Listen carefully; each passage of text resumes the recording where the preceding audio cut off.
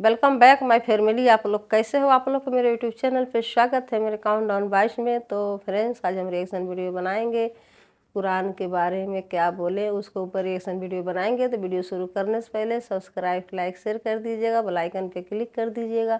आने वाली हर एक वीडियो को नोटिफिकेशन आप लोग को मिलती रहेगी। तो वीडियो स्टार्ट करते हैं। Video start. मेरा नाम सर शाहिद है और मैं एक स्टूडेंट हूँ, कंप्यूटर का भी और अकाउंट्स का भी।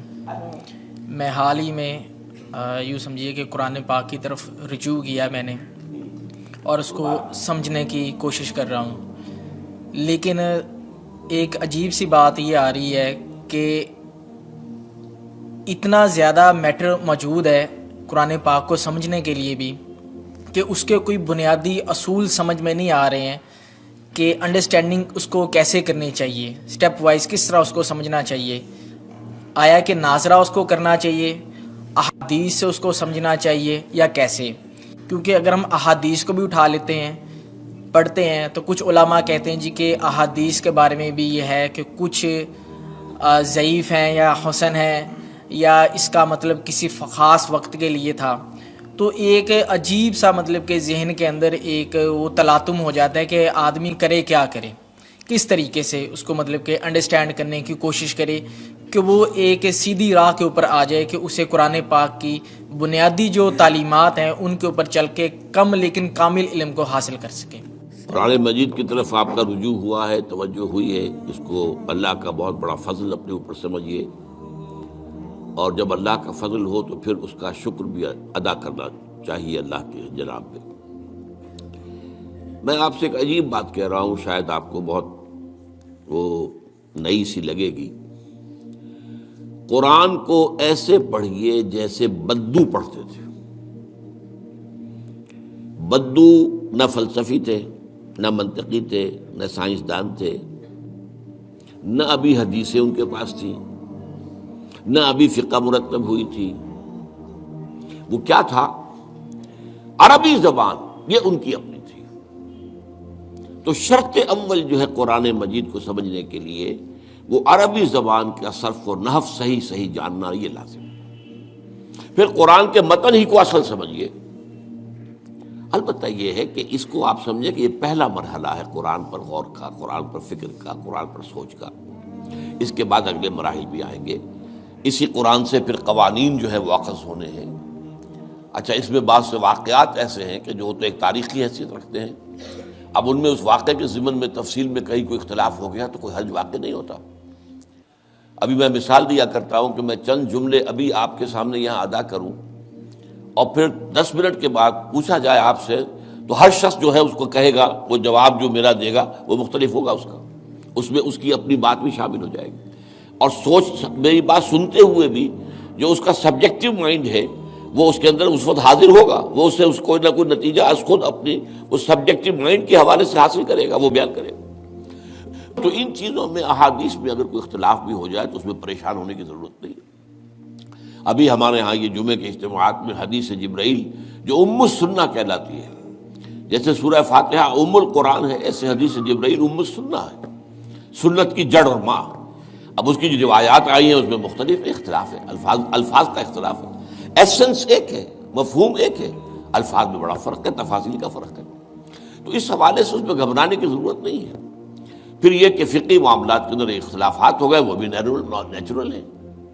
आपको मालूम है कि एक ही मुकदमा होता है, 8 जज बैठे हुए हैं एक बेंच पर, 5 का फैसला एक है, 3 का एक है, या और भी तकसीम हो सकती है। कानून वही, और ये मैं बात कर रहा हूँ सुप्रीम कोर्ट की या हाई कोर्ट की। वहाँ पर तो जाहिर बात है कोई नए बयानात नहीं लिए जाते, वो जो भी फाइल है वो तो बहुत पहले से तैयार हो चुकी है, उसके ऊपर बहस होती है, सिर्फ उसी से अखज़ किया जाता है। मतलब उनका वही रहता है, उसके अंदर तब्दीली नहीं हो सकती, उस मौके पर कोई नई गवाही नहीं आती। तो इस एतबार से इन चीज़ों पे घबराने की ज़रूरत नहीं है। अलबत्ता आप आगाज़ जिस तरीके से करें वो मैंने आपको बता दिया है। उसमें ये कि आप असल में इन तमाम जो चीज़ें हैं इजाफी, उनसे ज़रा सर्फ नज़र करते हुए आर्जी तौर पर पहले कुरान को ऐसे पढ़िए जैसे बद्दू पढ़ता था। और वही बात थी कि बद्दू फिर जिस तरीके से मोटिवेट हुआ है, بدو سے مراد میں صحابہ کو عام طور پر لفظ دے رہا ہوں، یہ ان کی اس کے لیے وہ نہ سمجھیے کوئی توہین کی بات ہے، مطلب یہ کہ میں اس معنی میں کہہ رہا ہوں کہ وہ لوگ فلسفی نہیں تھے، کوئی پڑھے لکھے لوگ نہیں تھے، بلکہ امت کا نام ہی ہے یہ جو ہے امیین، ان پڑھ لوگ، ان پڑھ ان لیٹرڈ ون، حضور کی شان بھی یہی ہے، امی ہے۔ تو انہوں نے قرآن کو جس طور سے سمجھا ہے وہ ہے بہترین طریقہ قرآن کو سمجھنے کا، اور اسی سے پھر وہ صحیح موٹیویشن ہوتی ہے کہ انہوں نے تن من دھن سب لگا دیا اللہ کے دین کے لیے، اور اللہ کے دین کو غالب کر دیا۔ بحثوں میں پڑھ کر، اور وہ جو باریکیوں میں پڑھ کر، اور بال کی کھال اتار کر، اور منطقی طور پر تجزیہ کر کے، اور فلاں احادیث کے تقابل کے، اس میں پڑھ کر علم کا تو اضافہ ہوگا، لیکن وہ انسپریشن اور موٹیویشن جو ہے وہ اس کے اندر نہیں رہے گی۔ تو فرینڈس کتنا اچھا سمجھا رہے تھے، ویڈیو میں بتا رہے ہیں کہ مولوی صاحب نے کہ کوئی مطلب ہے جو جلدی اسلام قبول کرے ہیں تو بینک اکاؤنٹ بھی مطلب کرتے ہیں، بینک میں بھی کرتے ہیں، یا کمپیوٹر اسٹوڈنٹ بھی ہیں، کمپیوٹر بھی مطلب سکھاتے ہیں سب کو۔ تو وہ بتا رہے ہیں کہ مطلب میں اسلام قبول کر لیا ہوں تو قرآن پڑھتا ہوں تو میرے کو سمجھ نہیں آتا ہے، مطلب کیسے اس کو پڑھوں، مطلب کہ اس کو کیسے پڑھا جائے کہ ہمارے مطلب سمجھ میں آیا، اس کا طریقہ بتائیے، جا کے پوچھ رہے تھے۔ تو مولوی صاحب نے بتائے ہیں کہ صحیح بات، کوئی بھی چیز اگر ہم کوئی بھی کام کرتے ہیں تو تن من دھن سے اگر اچھے سے ہم کام کرتے ہیں تو کام بہت اچھے سے، آسانی سے کام اچھا سے ہو جاتا ہے۔ اگر ہمارا من نہیں لگتا ہے تو کام نہیں ہوتی ہے۔ تو ہر چیز میں من کو لگانا بہت ضروری ہوتی ہے، من دل سب لگاتے ہیں تب جا کے ہمارا کام کوئی پورا ہوتا ہے۔ اور جب ہم ان کو یاد کرتے ہیں، جو ہمارے اوپر والے ہیں اللہ تعالیٰ ہیں، جب ہم کو یاد کرتے ہیں تو آٹومیٹک ہمارا کام پورا ہو جاتا ہے۔ تو یہ بات ہے، تو من لگا کے نہیں پڑھ رہے ہیں، جب من دھن کہتے ہیں، من یا تن بھی دھن بھی سب لگائیں گے تب ان کو سمجھ میں آ جائے گا۔ تو کوئی بھی چیز ہوتی ہے اس کو اتنا اچھے سے پیار سے اس کو سمجھتے ہیں تبھی ہمارے پلے پڑتی ہے، نہیں تو ایسے ادھر ادھر کر کے کچھ بھی نہیں ہوتا ہے۔ تو یہ بتائے ہیں، تو ہر چیز کے لیے سیکھ ہے، کوئی بھی کام ہم کرتے، کچھ بھی کرتے ہیں، کوئی بزنس کرتے ہیں، پیسے ہر طریقے کمایا جاتا ہے، بزنس کرتے ہیں چھوٹا موٹا، کوئی روز کے 300 کرتا ہے دہاڑی، کوئی 800 کرتا ہے، کوئی 1000 کرتا ہے، کوئی 1500 کے کرتا ہے، کوئی 2000 کا، کوئی 10,000 کا، کوئی لاکھوں کرتا ہے۔ ہر طریقے کے بزنس مین ہے، ہر طریقے کے لوگ بزنس کرتے ہیں، چھوٹے بڑے لوگ ہر طریقے کے انسان ہیں۔ تو صحیح بات با، جیسے ان کا وہ مطلب ان کے اتھی میں ہوتا ہے اسی حساب سے کرتے ہیں۔ تو ساری چیز ایک نالج کی بات ہوتی ہے، ایک دماغ کی بات ہوتی ہے، جو جتنے زیادہ دماغ لگاتا ہے اتنا اچھا سے وہ آگے جاتا ہے۔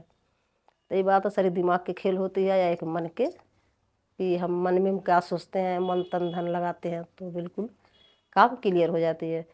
تو یہ بتائیں، سمجھائیں تو مجھے بہت اچھا لگا، سمجھ میں آیا۔ آپ لوگ بھی دیکھیں گے ویڈیو، آپ لوگ کو بھی اچھا لگے گا، ہر چیز سے ایک سیکھ ملتی ہے، تو مجھے تو بہت اچھا لگا۔ تو فرینڈس کمنٹ کر کے بتائیے گا، سبسکرائب لائک شیئر کر دیجیے گا، بیل آئیکن پہ کلک کر دیجیے گا، آنے والی ہر ایک ویڈیو کو نوٹیفیکیشن آپ لوگ کو ملتی رہے گی، پلیز سپورٹ کیجیے گا۔ تو ملتے ہیں نیکسٹ ویڈیو میں، بائے بائے فرینڈس۔